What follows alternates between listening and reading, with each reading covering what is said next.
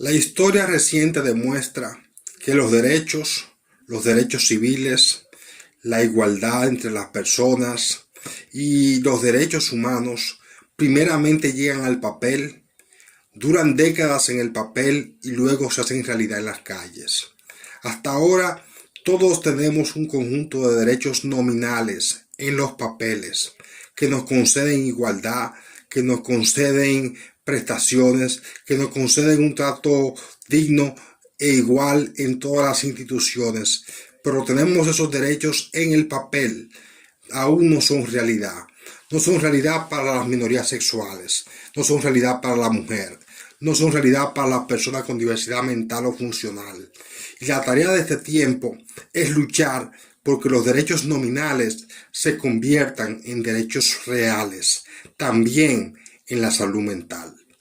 Gracias.